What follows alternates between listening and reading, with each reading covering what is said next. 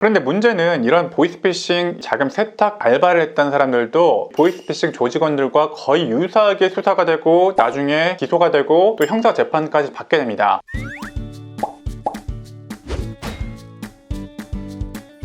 네, 안녕하세요. 현창윤 변호사의 답변입니다. 자, 이분은요, 당근마켓에서 재택부업이라는 광고를 보고 지원을 했고 계약서 작성 후 업무를 하기로 했대요. 그런데 업무상 필요한 절차라면서 업비트 거래소에 로그인을 하겠다라고 하면서 로그인을 허용했고 아이디와 비번을 알려준 거죠. 그쪽에서 거래소를 이용해서 자금들이 들어왔다가 나가는 그런 형태였던 거죠. 이게 조금 의심이 된다, 나한테 피해가 있지 않을까라고 해서 처음에는 경찰서에 방문을 했대요. 근데 경찰서에 방문했는데 어떤 피해 신고나 사건 접수가 되지 않아서 경찰에서는 오히려 도움을 줄 수가 없다고 했고, 그래서 직접 이 업비트에 요청해서 출금 정지를 해서 자금을 동결시킨 상황이라고 해요. 그러면서 대화 내용이나 알바 광고, 거래 내역을 전부 캡처해서 일단은 확보해 두셨다고 합니다. 지금 이분 같은 경우에는 이제 모르는 사람들의 돈이 자기 업비트 계정에 있는 상황이라 가지고 지금 이 상황 자체가 너무 불안하다라고 말씀하고 계세요. 이분의 사례가 요즘에 전형적으로 보이스피싱에서 자금을 세탁하는 과정입니다. 지금 이 알바 자체가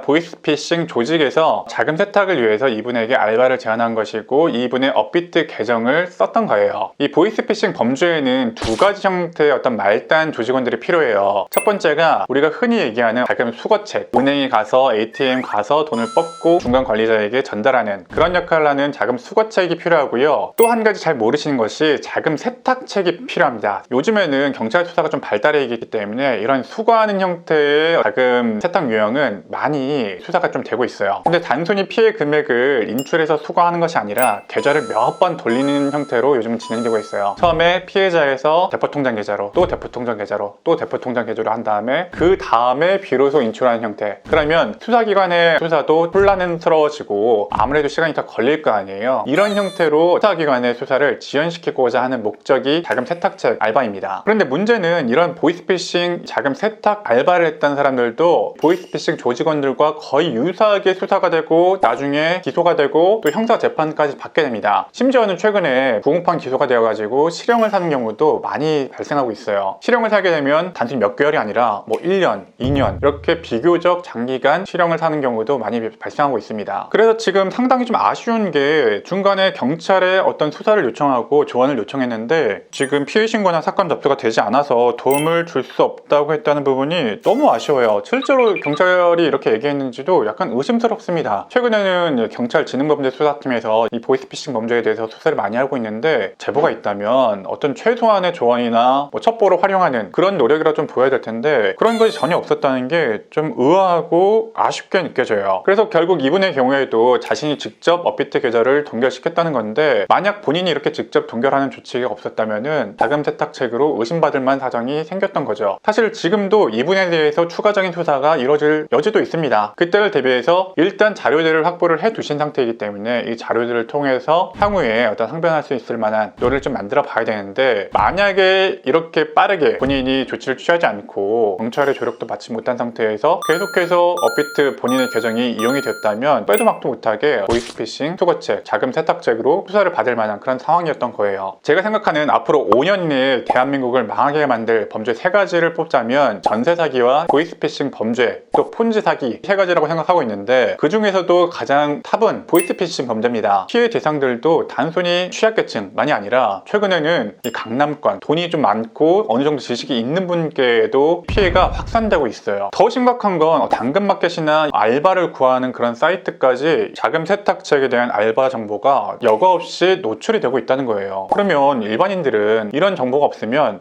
하루에 10만원 준다, 15만원 준다라고 하면은 이거 할 수도 있거든요. 그래서 만약에 주변에 알바를 찾고 있거나 당근마켓을 통해서 알바를 시작하시는 분이 있다면 이 영상을 공유하시고 혹시 이런 알바는 아닌지 한 번쯤 의심해 볼 수 있도록 이 영상을 공유해 주셨으면 좋겠습니다. 너무 힘들죠. 지금 알바 하나 찾는데 공부까지 해야 되면 의심해야 되면 얼마나 좀 힘든 상황입니까? 자, 오늘도 현창윤 변호사의 답변이었습니다.